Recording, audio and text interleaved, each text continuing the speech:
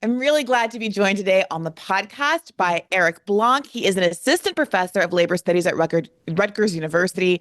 He blogs at the Substack Labor Politics and is the author of the new book, We Are the Union: How Worker-to-Worker Organizing is Revitalizing Labor and Winning Big. Welcome, Eric. Yeah, thanks for having me on. Okay. Um, it's been a while since we did a labor episode, so I actually have some housekeeping items that I wanted to talk to you about before we talk about your book and this piece you wrote sort of recently in Jacobin titled Labor's Resurgence Can Continue Despite Trump. I'm very interested in knowing what your sort of short view, long midterm view is on how the Trump administration is going to affect what have been some pretty significant labor gains over the last few years. But first, I wanted to ask you about this whole NLRB rigmarole appointment fiasco that happened just about a week or so ago. Could you run us through what actually happened there and what sort of accountability, responsibility the Democratic Party has for actually protecting these sorts of labor interests after spending, a couple of years now during this election season telling us that one of the biggest reasons that we should be voting blue no matter who, despite frustrations over Gaza and other failures of the Democratic Party, is the Democratic Party's willingness to protect our labor interests. Yeah, the short version is that there was a chance to keep a relatively pro-union, or actually very pro-union NLRB, which is the National Labor Relations Board, which sort of regulates labor law federally in the U.S. And it was just appointed under Biden, and it was good. It really actually went beyond what even a lot of unions hoped for, and was probably like the one bright spot of the Biden administration, generally speaking. The reality is that there was a chance to keep this NLRB for another 2 years due to the sort of appointment schedule that if they've been able to reconfirm one of the Democrats to the 5-person board, then even under Trump, you would have been able to have a pro-union NLRB for 2 more years. And it seems like, and we don't know all of the internal details of exactly what went down, but it seems like, not surprisingly, the Democratic establishment royally either messed this up or actually just didn't care, some combination of this. Some people say that they just didn't have the votes, but the long and short of it is that they had to get pressured. So Schumer had to get pressured to even put this up for a vote. So this is the piece that people forget, is that it actually had to take a lot of pressure from below to get the Democrats to even fight to try to reconfirm the board under a Democratic pro-union majority. And then under pressure, it seemed like they had the votes, but at the last minute, the Republicans ended up coming out on top because Joe Manchin and Kristen Sinema voted essentially against the pro-union appointee. And Ro Khanna then more recently came out, and maybe you saw this or some of your listeners saw this. The Ro Khanna said that basically it was like just a mess up on the Democrats' part, that they actually, if they had moved more quickly in the morning, essentially, if Harris had come to break a tie earlier, they could have passed it. And it's just they hadn't prioritized it.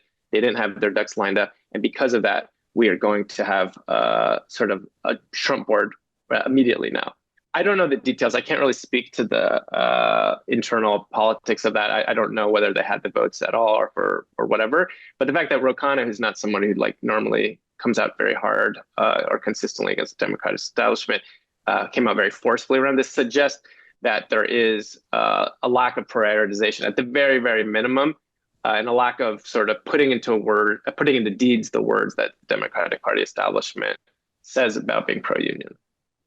Yeah, I mean, Ro, as you mentioned, did a whole long thread about this. I'll just read a couple of the tweets from that thread for context. He said on the morning of the 11th, Senate Democrats had a chance to move McFerrin's nomination vote through, which would have led to a secondary vote to confirm. Senator Vance, Roberts, and Manchin were absent that morning, but we delayed the vote for what I'm hearing described as no reason until Vance and Manchin returned, deadlocking the vote at 49-49. We then failed to get word to Vice President Harris quickly enough to come and deliver the tie-breaking vote. In the 90 minutes that transpired, Senator Manchin returned first, swinging the vote in the other direction and ceding the NLRB to MAGA control 2 years earlier than necessary. These procedural blunders have massive implications for the American people who deserve better from their elected officials. The American workers deserve an explanation. Eric, this is confounding to me. If it is the case that purely for procedural reasons, in combination with what you've described as a failure to actually prioritize this. The Democratic Party has ceded pro worker control to MAGA Republicans, as Rose characterizing it 2 years earlier than necessary. What does this mean about all of the representations that have been made over the last few years about Biden being the strongest, most pro-union president ever, and one of the and his leadership in that area being one of the bright spots of his campaign that justifies, frankly, a commitment to the Biden Harris and later Harris campaign, despite some of the other concerns that, in particular, the left had about his administration? Yeah, it's a good question. I mean, the first thing to say is that there was a reality to the Biden board being very pro-union. So, it's a very contradictory situation. Biden was horrible on a million other things, including probably most of all genocide of Palestinians, and sort of bankrolling that. The board was good. So there's some truth to this. Biden saying that he was a pro-union president. There was a reality there. And we can talk more about how the board impacted, and workers can and still will fight back and win even under Republican boards. It's not the end of the world, but it's bad. I think what this reflects is, above all, the lack of orientation towards working people and unions from the Democratic Party as a whole. The concessions that Biden made to labor weren't just like out of the goodness of his heart. This was somebody who passed NAFTA. This was somebody who doesn't come out of the labor movement. This was because there was the Bernie moment, that there was a lot of sort of fear on the part of the Democratic establishment that they had to actually give something to the left, right? And I think that the bones to unions were part of that. And I think what we've seen in the last few years is, with the Harris campaign in particular, is that they didn't feel like they had to give as many bones to the left. And I think we see this again right now in the lack of prioritization of fighting for union rights in the last few weeks. I wanted to also pick up on this point that you just made about how you believe that we can still fight and win under a Trump administration. This is, of course, the subject of this piece in Jacobin. And one thing that really struck me was this bar graph that you include showing the number of workers that unionized in NLRB elections during the Bush administration versus the Obama administration, with the number being higher under Bush than Obama, about 476,000 compared to 376,000. And I wondered if you could help us square sort of that reality with the, I think, looming pessimism over what it means for Republicans to be back in office right now. Why, in your view, were there more workers organized under a Republican administration?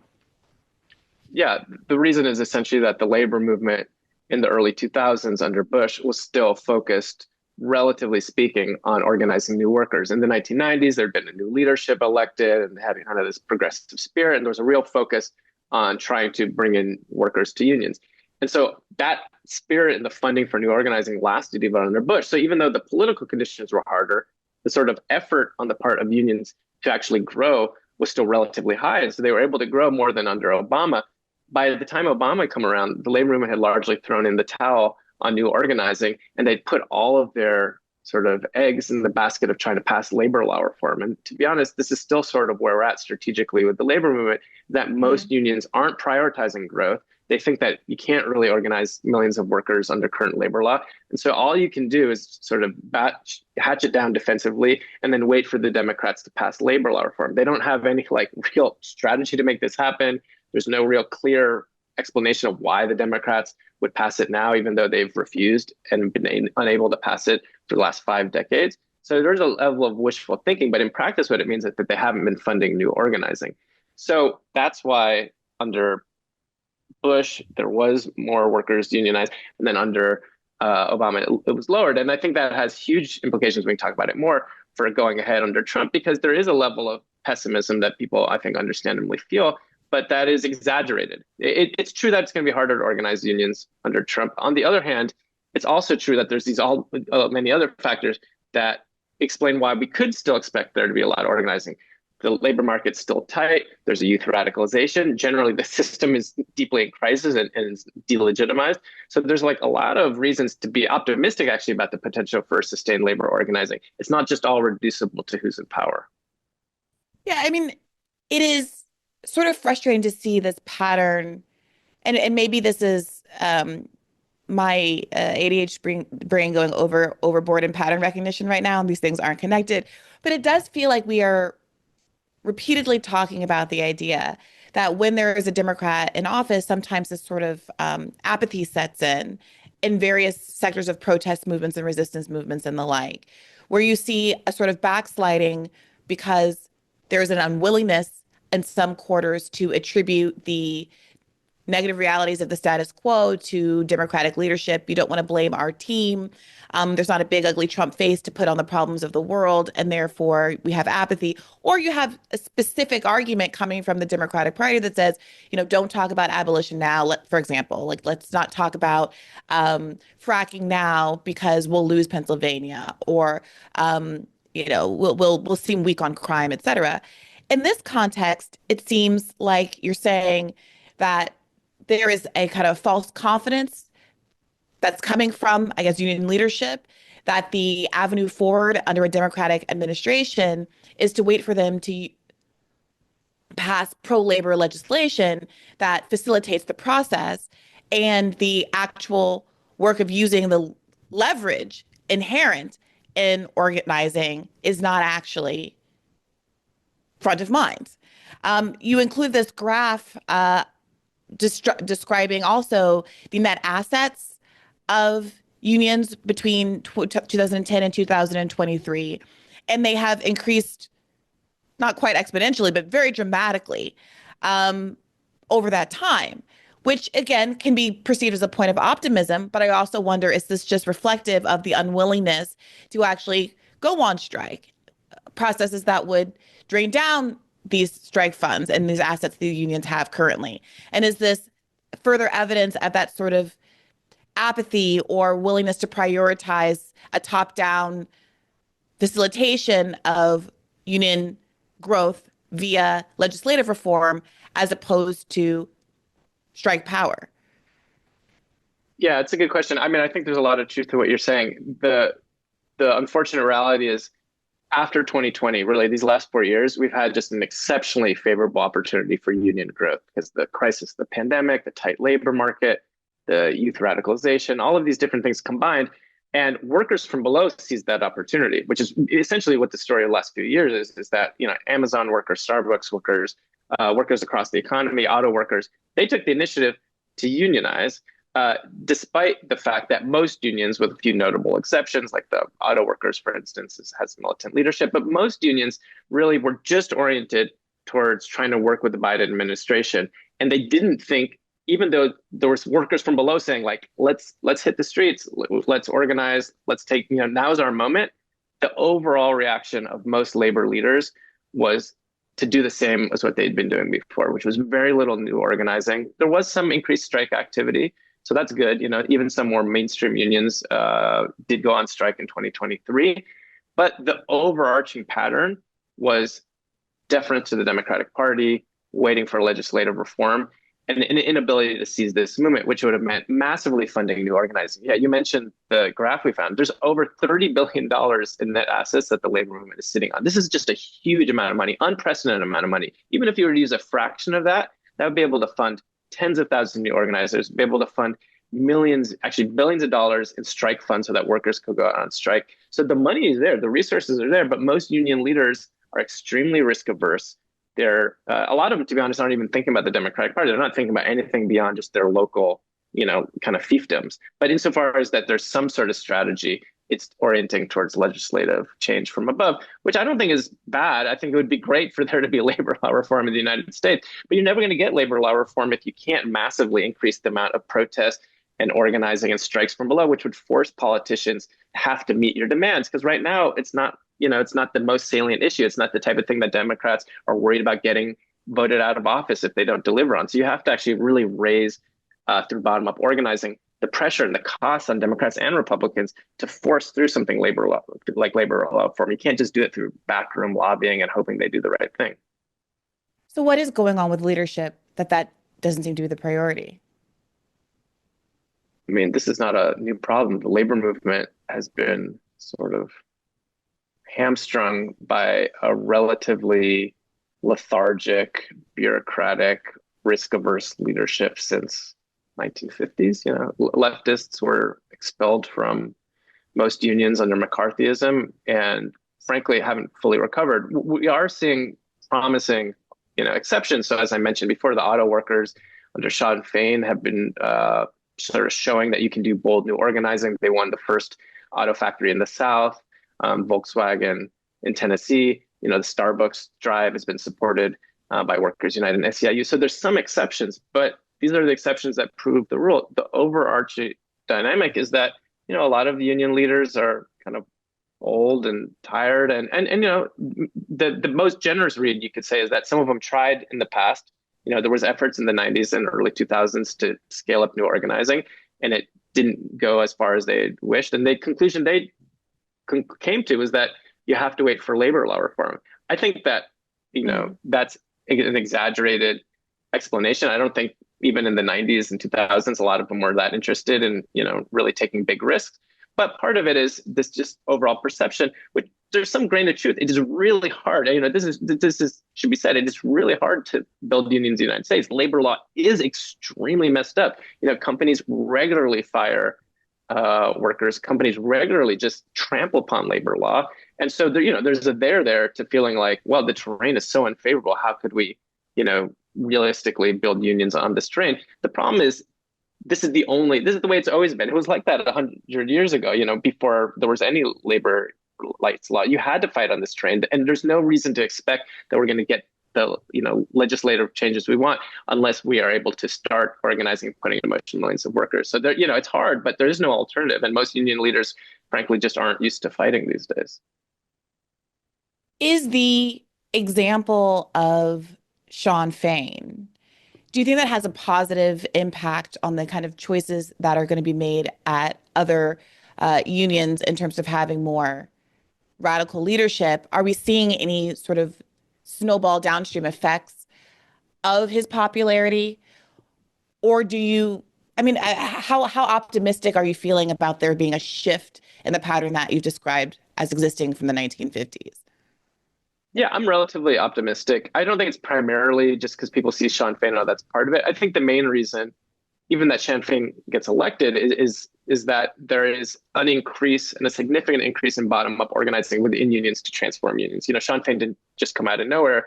There was a rank-and-file effort to kick out the old corrupt leadership of the auto workers, and that elected a militant like Sean Fain. And so we've seen that in other unions as well. There's efforts to sort of reform all sorts of unions across the U.S. And, labor notes is something that some of your listeners might have heard about. This is sort of the left troublemakers wing of the labor movement. And it's grown, and it's largely growing because there's a radicalization of young people. I would say that this is the reason, ultimately, I'm optimistic, is there has been over the last few years in particular, just a real influx of young, oftentimes people, kind of Bernie type workers of all different backgrounds into the labor movement, who are pushing in a different direction, who are pushing for things like the Starbucks campaign, like the Amazon campaign. And I think it's going to be those young workers in particular that are going to be taking back unions. And that process could take a while, but I don't think it's going away. There is really a lot of ferment in the ranks that we haven't seen for decades in the US. So it's going to be that process that's going to transform more so than just the maybe good inspiration of Sean Fain.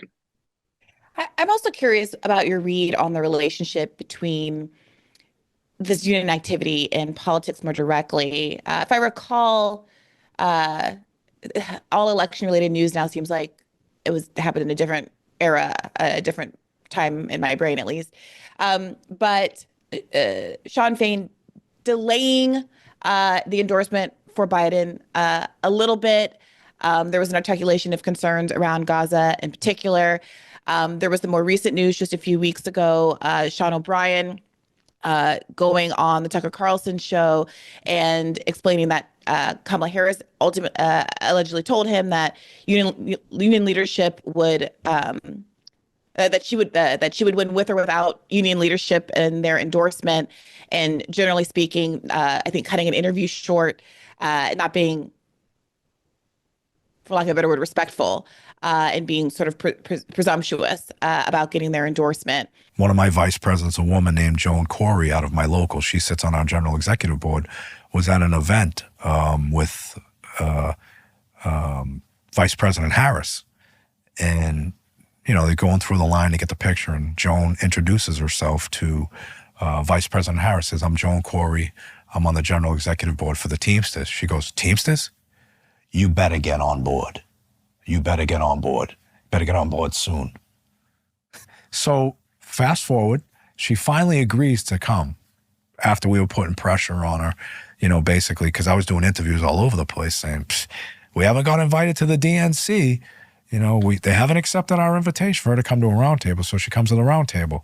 Same format, same questions. Rank and file members are asking her questions just like they asked every other candidate. And they were trying to negotiate with us. She only wants to answer 3 questions. We're like, there's 16 questions here. So she answers 3 of them. And on the 4th question, one of her operatives or one of her staff slips a note in front of me. This will be the last question. And it was 20 minutes earlier than the time that it was going to end. And her declaration on the way out was, I'm going to win with you or without you. There is this question about how, and of course, his choice to speak at the RNC as well. There's this question about what obligation union leaders have to make endorsements, whether or not they should by default make endorsements of the Democrats as the kind of obviously more pro-union of the 2 parties, despite the fact that we have these moments of open disrespect from someone like Kamala Harris, the procedural error that we opened this episode talking about, that Ro Khanna did that thread about. It does feel as though, despite the reality of the Democrats being better than Republicans in this regard, that there is this sort of same dynamic that you get with Vote Blue Matter Who, where you can appreciate why there would still be an interest in withholding one's endorsement, trying to get some leverage out of these parties that have demonstrated that they're unwilling to do the bare minimum. Again, and as evidence, this procedural rigmarole to make sure that labor rights are actually protected. What's your read on all of this? And do you think it was appropriate for Sean O'Brien to speak at the RNC in light of, frankly, what does seem to be evidence the Democratic Party is taking union support for granted? Look, the main story is the Democratic Party has abandoned working people and unions for at least 40 years, if not longer. So it's totally understandable that there's a lot of discontent amongst workers, and people, including some of them, are going to look to Trump, and there's going to be a lot of weirdness going on because the Democrats have just frankly for so long abandoned working people, and Biden's efforts to support unions have been too little too late. I think that's the context in which all this takes place. Most unions, unfortunately, have still stuck to this really failed strategy of just trying to cozy up to whoever's in power in the Democratic Party and thinking that sort of back end access to the White House is real power. And we've just seen that has not led to unions being able to turn around their decline. At most, it can lead to some unions being subjected to less bad attacks, which is why union leaders do it. It's not like they get nothing out of it. Sometimes they can have some sort of mini protection, at least under the Democrats. But this is leading most workers to not be in unions. Union density, the percentage of workers in unions, continues to decline every year. So more directly to your question, I think that Sean Frain's approach makes a lot more sense, is that you don't look at endorsements as just sort of an automatic process. Of course, we're going to, no matter what, endorse whoever the Democrat is. You should use it as a moment of leverage, right? And you should use it to force Democrats or even potentially Republicans to listen to your demands. And you should be willing to withhold endorsements if they're not. And I think the UAW did that well. As you mentioned, there was a whole period in which they didn't say the Democrats could take for granted that they were going to endorse. And that put pressure on Biden, frankly, to come out and walk the picket line and to make certain concessions as far as what they were thinking, as far as the rollout of different things related to sort of battery plant unionization and, and priorities for the union. Most unions should be doing that. And frankly, most unions should be supporting primary insurgents like Bernie. As you know, I was a labor organizer for the Bernie campaign, and most unions didn't support Bernie, even though Bernie was the most pro-union candidate. I mean, it was mind-boggling, right?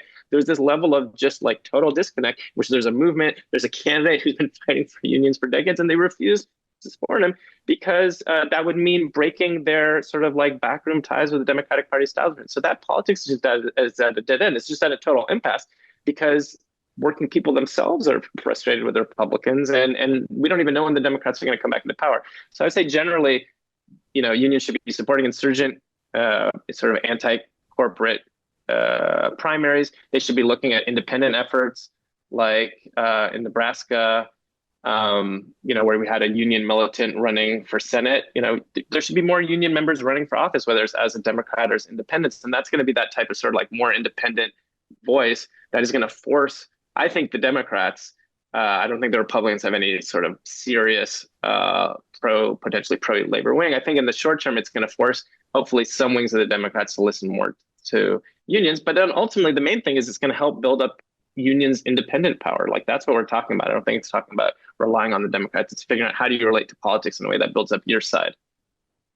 Well, what do you mean by that? Unions' independent power? Do you mean actually withholding labor, like going on strike? Yeah, I mean, it means a few different things. One is just like organizing millions more people into unions, right? So if you can force politicians to do things that's going to make it easier to unionize, that's part of it. Part of it is going on strike, right? The strike is the main weapon that working people have, because every single company, every single public institution depends on our labor. So when you don't go to work, you can force the bosses to listen.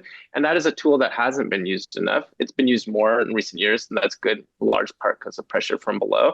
But I think when you're talking about independent power, it's all of it. It's how do you build the union movement into a mass movement again, in which like most working people look to unions like they did in the 1930s as the voice for them to fight back against all of the really messed up stuff in the world. The union movement, unfortunately, right now, by a lot of working people, is seen as it's something totally secondary, or they don't think about it at all, right? The union movement seems like it's something just for union members. The union movement should be a voice for all working people against the bosses. And until you have that spirit through strikes, through independent political action and things like that, it's going to be hard to, I think, turn things around, including within the sort of broader political sphere. I mean, the reason I asked that follow-up question is because there does seem to be this tension, right? So you're seeing this sort of flippant disrespect in the comments reportedly from Kamala Harris toward Sean O'Brien about how we're going to win without you. Basically, you have nowhere else to go. You're between a rock and a hard place. What are you going to do? Vote for Republicans? You got, a whole host of sort of smear articles about Sean O'Brien for doing what I think is appropriate, and to say you actually I'm going to go into these spaces and ask and make the case for why unions are important and demonstrate to leadership in both parties, all parties, as to why you should be soliciting our support. At the same time, the Democratic Party, the status quo is that they don't seem to be prioritizing unions. They're not even willing to get Kamala Harris to come down and break a tie and make a tie-breaking vote in the last lame duck weeks of the Biden administration, after spending all of this time crowing about how you're the best pro-labor president since FDR. And we notably had this moment during the Biden administration where we had a potential railroad strike that Democrats voted to crush. So in this piece, again, in Jacobin, you make the point that despite union density being low, there's still significant labor power in all of these various sectors that could have a devastating and very coercive in a positive way for the interest of labor effect on the economy. Utilities, construction, manufacturing, iron and steel mills, motor vehicles, aircraft manufacturing, food production, all of these really essential manufacturing sectors, essential productive sectors. And yet, in reality, we have seen when push comes to shove, and there is this sort of willingness to say, even the Democratic Party is getting in our way, we have to go on strike, that those efforts are thwarted by the Democratic Party. And I would like to ask you about that moment and how that affected your relationship or your perspective of the utility of the Democratic Party as a vehicle for actually protecting labor interests and advancing them, as opposed to, and I should put this out there, as opposed to having more of a adversarial relationship with the Democratic Party, even if that means breaking those kind of historical backdoor ties that you recently alluded to, and even having a more open courtship of alternative third parties and progressive insurgents, as you alluded to before, in the Bernie style. Yeah, I mean, so there's a lot of things going on there. I would say that broadly speaking, everything you said is true, and it's also true, and this is why it's just in the union movement. This is actually why it's so tricky strategically. So it is also the case that part of the reason why there was this labor sort of upsurge over the last 4 years is that the Biden administration on unions has been good, right? The NLRB has been good. So how you weigh these different things is significant. You know, like it's hard to imagine this Starbucks campaign exploding the way it did had the NLRB's decisions not gone a certain way, right? And it's hard to imagine the Amazon campaign taking off and continuing without some of these decisions. So there's just a real contradiction there. On the other hand, the Biden administration, stepped in to prevent a strike in railway, which is very anti-labor action.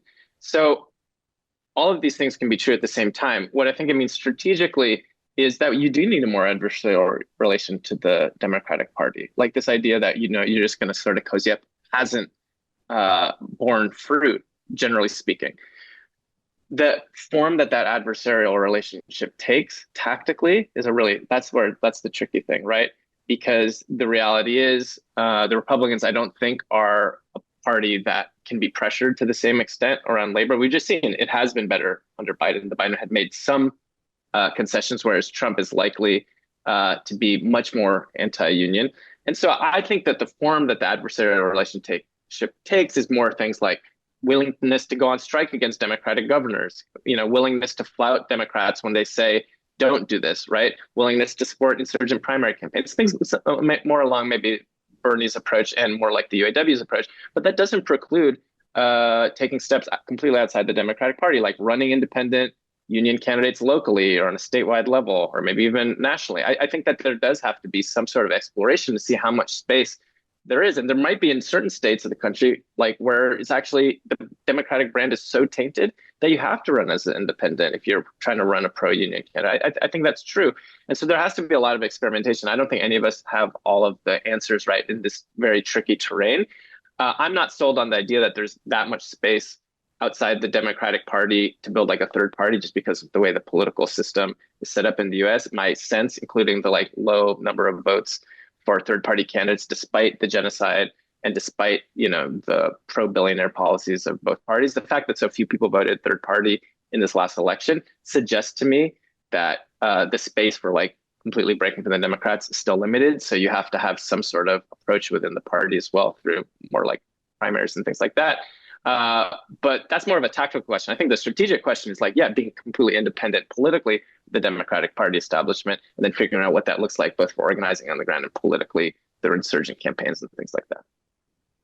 You mentioned in this article as well that there might be some opportunities. I'm surprised to read this. Some opportunities for labor if if the NLRB is compromised in ways that, for example, Elon Musk would like it to be. So you write that a scorched earth legislative, regulatory, and judicial attack on labor may create unintended opportunities. For example, if the Supreme Court follows Elon Musk's bidding by throwing out the NLRB Act, the primary law governing private sector organizing, states would have the power to enact union-friendly labor laws, and legal restrictions on strikes and boycotts could be loosened. Walk me through that. That's not a framing that I've read before. Without the NLRB constraining unions in certain kinds of ways, do you think there could be interesting opportunities on the state level? Yes. The first thing I would say, though, is all other things being equal, we should try to protect the NLRA, the Wagner Act. So there's a reason why Elon Musk and Amazon are trying to overthrow the NLRA is because some protection of labor rights is still a really good thing. And that's why they're trying to destroy it. So just the first thing it says that people who want to destroy or radically undermine the act, first and foremost, are like the capitalist class at this point. That being said, sometimes the capitalists do things that ultimately end up undermining their intended goals, right? And one of the potential upshots of completely destroying the NLRA, which I think is actually maybe unlikely precisely for this reason, is that if you were to completely get rid of the National Labor Relations Act, that would allow states to be able to implement their own labor laws in a way that's essentially prohibited right now by the NLRA. And so that would create a really chaotic but potentially fruitful space for states where there's more pro-union politicians, blue states, whatever, to pass labor law that would actually make it easier to unionize. Because right now, labor law is very weak and it's very weakly enforced. So in some ways, that's why I think it's unlikely they're ultimately going to overturn the NLRA, because it is a pretty good situation if you're a boss right now. You have the formal right of workers to unionize, but then there's very few penalties to actually breaking labor law, which is why companies do it routinely. Precisely because of that, I think it's unlikely they're ultimately going to overturn it. But were they to do so, then yeah, it would create a lot of space on a statewide level for building something better in its place. Well, help me understand that. What are the aspects of the Wagner Act currently that constrain labor activity, labor growth? I mean, I accept the and embrace the caveat that all things being equal, it's better to have it than to not have it. Mm-hmm. But what are the restraints that could create these sort of upsides if it were to go away, if it were to be Sure. overturned? There's two things. The first is sort of what I was suggesting before, but it's worth spelling it out, is that the Wagner Act and NLRA on paper is actually really good. It was passed in 35 explicitly to build union power. And so on paper, it has all of these really good protections. The major issue with the NLRA currently as it exists is that it's just not enforced. And so if you were able on a statewide level to build an enforcement mechanism where there's real financial penalties to break labor law, and you had like state agencies that are literally going to fine companies, millions of dollars for breaking labor law, well, then that would put a lot more meat on the NLRA. So that's the first thing. And the second thing is that precisely because the NLRA was so good, it was passed in 35, there's been a systematic effort really beginning in the 40s to undermine it and to put in a lot of anti-union caveats to it. So there's all sorts of restrictions on striking, on effective unionization tactics have been put in the interim years. So for instance, you can't do things like secondary boycotts, in which is most of the time what you need to have for a general strike. Like one set of workers will go on strike, and then other unions will go on strike or boycott the company in solidarity. That's illegal, and that's built right into labor law. If you get rid of the NLRA, some of these constraints might also go away, which is again why I think they probably won't ultimately do it. But were they to do so, all hell could break loose. All hell, like a general strike. Potentially, we'll see. It's tricky because the obstacles of general strike aren't just labor law, but it's also our lack of organization. And so getting rid of the right to unionize could also make it significantly harder to unionize. So we don't know. I don't want to be like overly cavalier about it. It could go either way. We just really don't know. It'd be like a really completely new situation, and we'd have to see what happens. Eric, it's interesting to me. I don't profess to have any specialized knowledge in this area at all. And that's why I'm so happy to talk to you and ask you these questions. But it's been my observation over the years of doing the show and going on other people's programs and talking that there seems to be a real hesitation, like a real sort of anxiety, in particular among people who are deeply invested in labor when general strikes come up. There's like a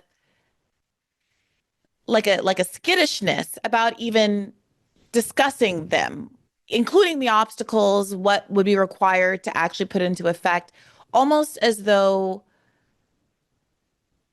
I don't know. Like the impression is the argument that's made is it's premature. Um, but it feels like more than that. It feels like even the discussion of it, even if there's an acknowledgement that the conditions may not be right, are somehow have the potential to be damaging, maybe provide false hope or something. And it's confusing to me because from my perspective, there is a natural energy and excitement around even discussions of general strike, even discussions that anticipate it being a long road to getting there, but to be building toward one. It's very like generative and innovating.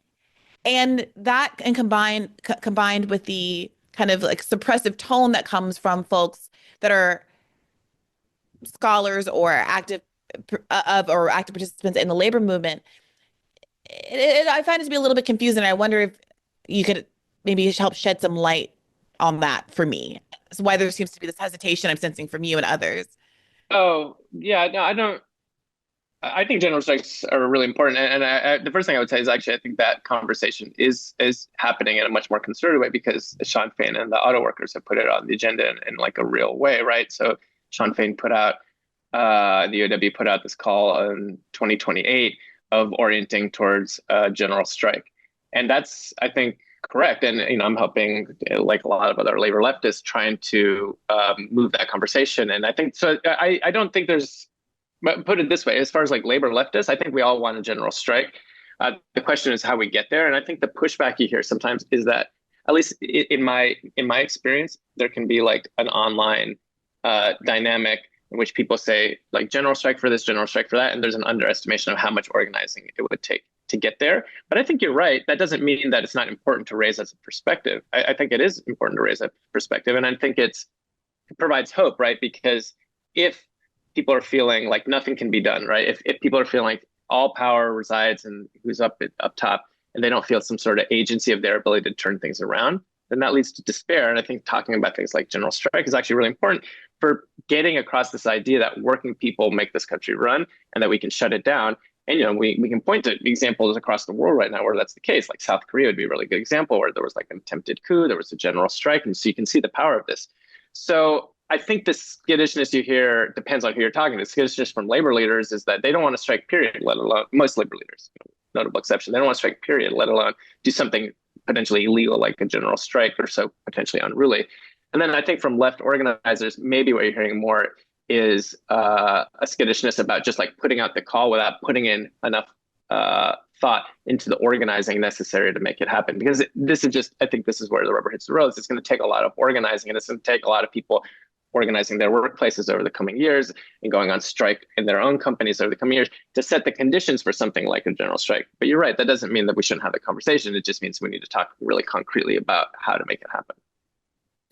I'm sorry again to ask what I'm sure is a naive question to many of the listeners, but what does happen if there is an illegal strike? What kinds of consequences accrue?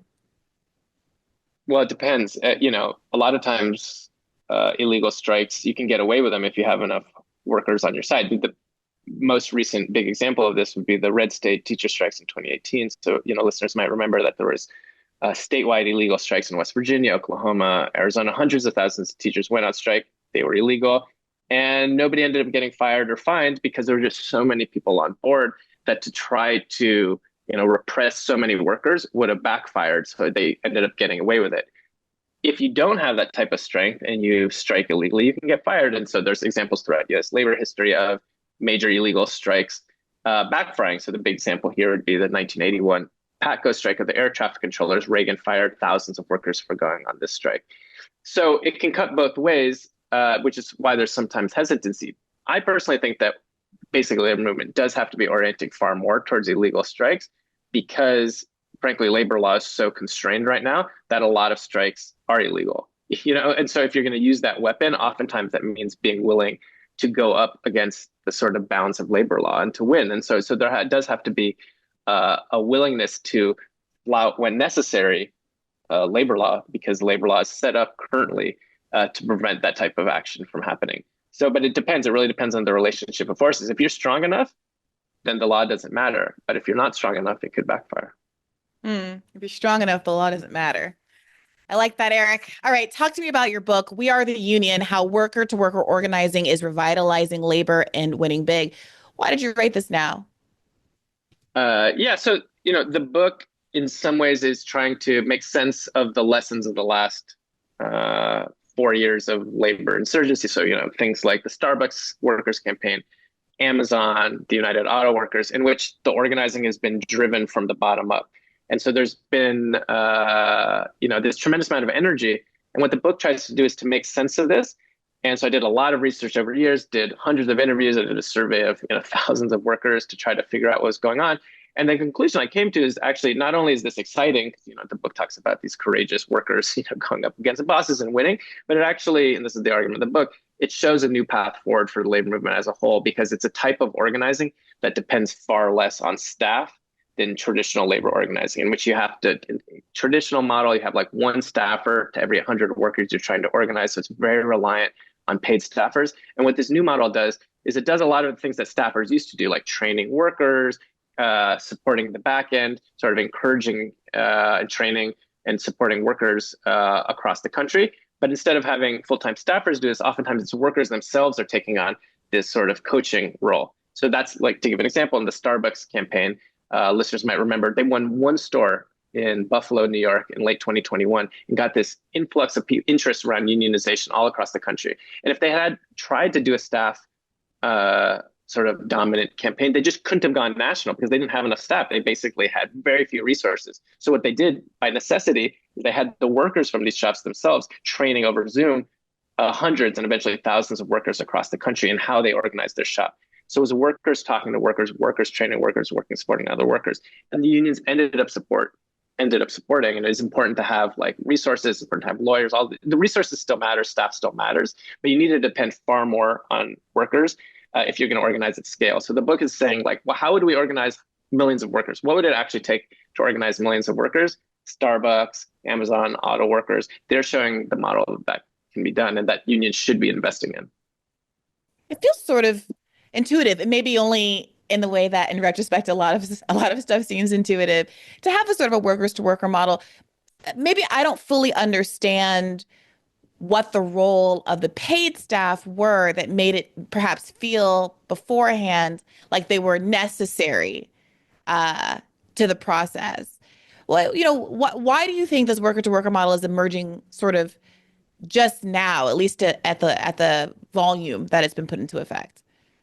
Yeah, there's a few things. I mean, the big reason is we're in a crisis of our society. And so workers themselves have taken the initiative, right? And that wasn't the case for decades, frankly. For decades, you had to have a lot of staff to sort of spark and initiate campaigns. Workers could be brought into unionization, but you'd have to like send a staffer to go like flyer the front of a plant, or you'd have to, take a lot of staff to initiate things. Now, when workers are taking more initiative, then all of a sudden there's more potential. The second thing, and this makes a big difference, is there's a radicalization of young people. So you have a lot of young socialists in the labor movement who are willing to take up more, time and energy. People like who volunteered for days and months and weeks for the Bernie campaign are putting that same level of dedication and time into organizing the labor movement. And so there's a level of like volunteer capacity that's dramatically increased because you have more young lefties in the labor movement. Part of it is digital tools. So because you have Zoom, now you can have one worker training another worker across the country. You can do like one mass training of all workers over like a webinar rather than having to send a staffer, which is very expensive.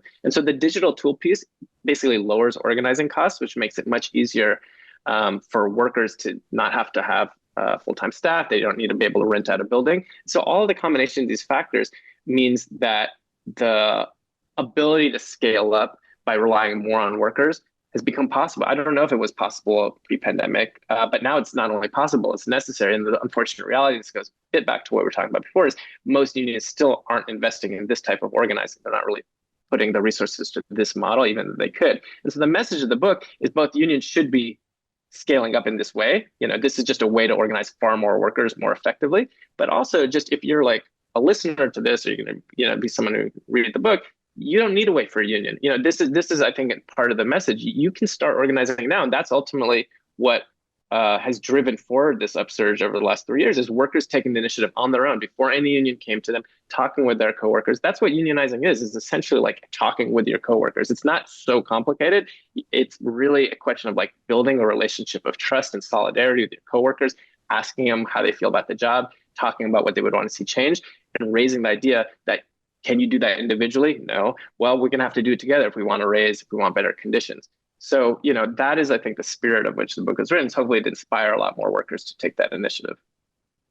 It's interesting to hear you describe the sort of relative youth and engagement of organizers, of workers as a boon. We've heard so much of this conversation, especially in the wake of Kamala Harris's loss, about how the problem with the Democratic Party and the reason why the left doesn't have more of an impact is because they are too woke or Bernie-ish or blue-haired, and the young people are the problem actually, and their priorities are off. And there's these criticisms also you hear about left organizations like the DSA, I think some of which are warranted, about the emphasis on, using stack or what have you over substantive politics. But in the real world that you're describing and the successes that you're describing, I'm imagining a sort of,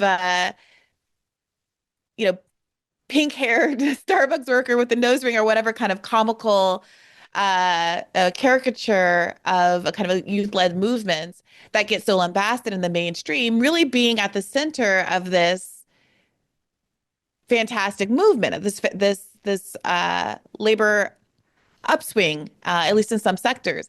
And I'm also struck by the reality that increasingly the identity, the kind of makeup of the average worker is shifting from this idea of a kind of hard hat worker in a factory to people who are working in retail and other sorts of service jobs. And that sort of character shift is happening at the same time that you're that these some of these successes are happening.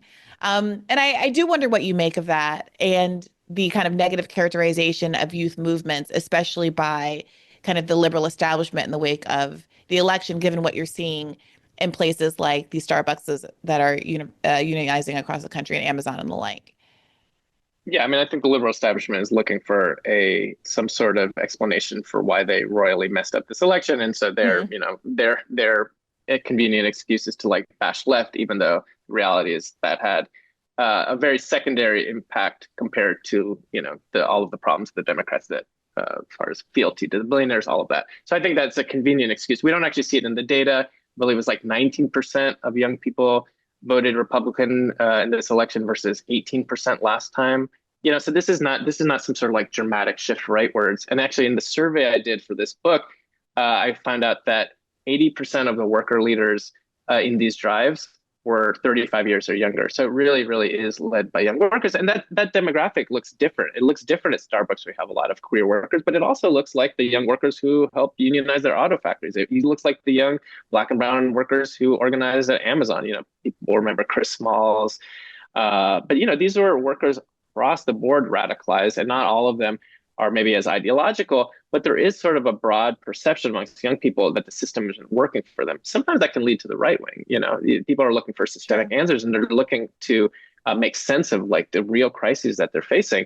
But I think on the whole, it's actually being still channeled, fortunately, amongst young people towards collective action that's more, pro-worker, more on the left. And so I'm personally like, that's what gives me hope. It's been like a really bleak moment and years in the world and in the US. But I do think that ultimately the general thrust of young people has been continued to be toward this type of like labor progressive action. And that's not going to go away. It hasn't necessarily always found like an expression in the electoral realm, right? Because a lot of those people rightly feel like the parties aren't listening to them. But hopefully they'll see and continue to feel that the labor movement is a place for that energy. And I think a lot of listeners to your show are probably like that. They're like figuring out like, what do we do? Like actually given how bad things are, and the genocide and Trump and climate, the disaster can be overwhelming. I know so many people just feel like I need to go into political hibernation for the next 4 years. I feel like multiple people have told me that, right? And I think the ultimate promise of the labor movement is like, no, you don't have to do that. You don't have to wait for politicians to change things before. You don't have to just look for above to hope there'll be a savior. You can actually change the world, both starting at work, but in the country as a whole. And we've seen that it's happened. People are winning against Starbucks. They're winning against Amazon. They're winning at smaller companies. And that starts with you talking with your coworkers. And that is ultimately, I think, a message that resonates with young people who want to see the world be not a hellscape. Uh, this might be, I mean, it is a basic question, but it's purposefully so. I sometimes wonder, and this is a sophisticated audience who, you know, consumes a lot of content and reads a lot of books and is very engaged in the left. But I got to say, sometimes I worry that while many, many people, given especially low union density and the fact that now we're having generations of low union density where people don't have kind of parents or other family members that have had the experience of being in a union and what it actually means, that we talk in a way that can feel a little bit general and say, yes, one needs to organize their workplace. Yes, we need to unionize a workplace. And it can seem sort of like an abstraction. The Yeah. actual steps, what it takes looks like to get from step A to step Z is a complete cloud of uncertainty for folks. And when I at one point you were describing, what all this means is talking to your coworkers. That felt starts to feel very compelling to me. And I wondered if just in these last few minutes, and I hope it's not overly pedantic to people who already know better, you know, what does it actually look like? If I'm sitting somewhere and I'm listening to this and I do work um in a retail store. I do work in a Starbucks. I do work uh, in a place with coworkers where we have concerns about our wages or treatment on the job and these kinds of things. What would I do? Where would I go, step one, to try to do something about it? Yeah. So the first step I would suggest is going online to workerorganizing.org. There's an existing organization called EWOC, the Emergency Workplace Organizing Committee, which supports any worker like you who wants to get support in organizing their workplace. And so if you go on to that website, fill out a form, within 72 hours, an experienced organizer will call you and start talking to you about the specific steps that are required to organize your workplace. And I can just give you a kind of a brief sneak peek of some of the conversation that will happen there. Very basically, what it means to organize your workplace is, first of all, you need to understand that you can do it. You don't have to wait for anybody. What it looks like is identifying other people in your workplace who might already be discontent, right? Starting to get them on board, but then starting to have systematic conversations one-on-one with your coworkers in which you listen to them. A lot of organizing is about listening. And so, there's a rule, the 80-20 rule, where you talk only 20% of the time, listen 80%. So you start talking to coworkers to find out what are the widely and deeply felt issues? What are the issues that affect most of your coworkers that they feel strongly about? And then once you have a sense of that, then you can do something like maybe a petition to the boss. Maybe it can be something that simple. It's like you get everyone to sign a letter saying, management, we want a 5% pay raise, right? Or it could be directly going toward unionizing, where if you feel like you have a majority, you've got a majority of your coworkers, you've spoken to them, they seem on board, then you can start filing cards for a union, right? But the mechanism is actually as simple as having a lot of one-on-one conversations with your coworkers about what their issues are, and you listen to them. And then at the end, you flip this idea of like, okay, well, what would it take to change that? That's that conversation. The unionization conversation is basically always, what do you think it would take to change that? Do you think you can do that individually? Do you think if you quit, it's going to be different at your next job? Well, no. Have you looked at what has happened at Starbucks, these other places? It seems like they're getting the types of changes that we want. Maybe we could do that here. Like, that's the conversation you need to have, and you can have over and over and over again. There's other steps involved, but I don't think it's fundamentally that much more complicated than people taking the lead and having this conversation. Then you co-hear the people who are doing that a lot. And then you win a majority. It takes a lot of work. It's not easy, but it is effective. And I think that any one of your listeners could do that. So reach out to EWOC, go online, get some support. It's good to feel like you have some support so you don't feel like you have to reinvent the wheel, but it's not rocket science. And people have been doing this for years, and you can do it too. What do you say to folks who are concerned that, okay, if I'm found out, like you said, we submit this petition, or it is discovered by my boss that I'm the one that's going around trying to talk to everybody about the reasons why they're discontent at the workplace, and I'm worried about retaliation. What do you say to those people? Yeah, that's the number one question people always have, right? And people are scared. The first thing to do is to make sure that you have a lot of people on board before you go public, right? So there's strength in numbers. The reality is, if you already have a lot of people on board by the time management find out, because they will eventually find out, it's very hard for management to punish everybody, right? It is hard, which is the reason why they most of the time don't do it.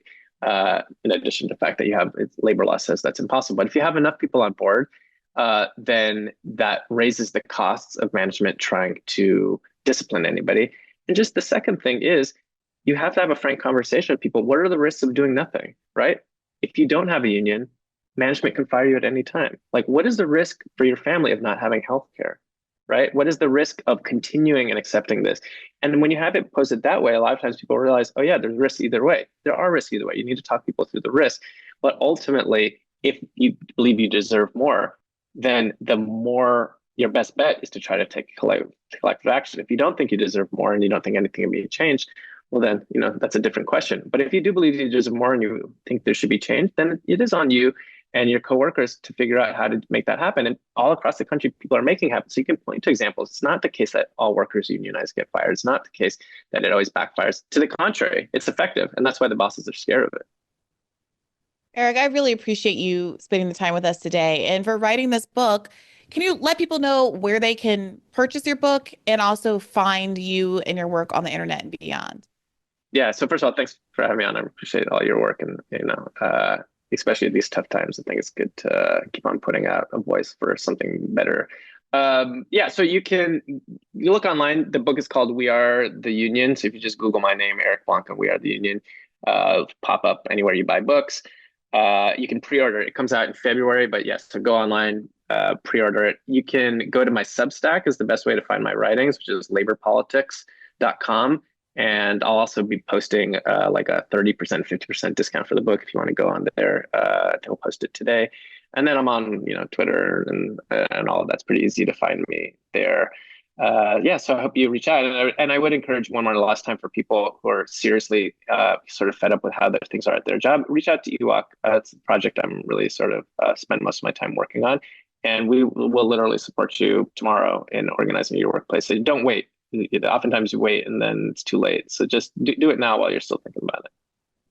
Yeah, I really appreciate that. When you alluded to sort of the despondency of the moment, I was like, that's me. I am a human being who has watched 4 seasons of the original Gossip Girl in about 10 days. And these are long seasons, so that's no small feat.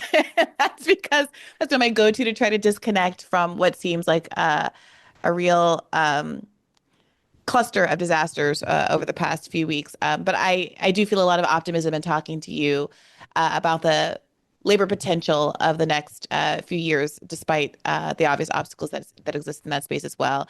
And I really, really do appreciate you spending the time with us today to seed a little bit of that optimism farther and farther and farther. So thank you, Eric.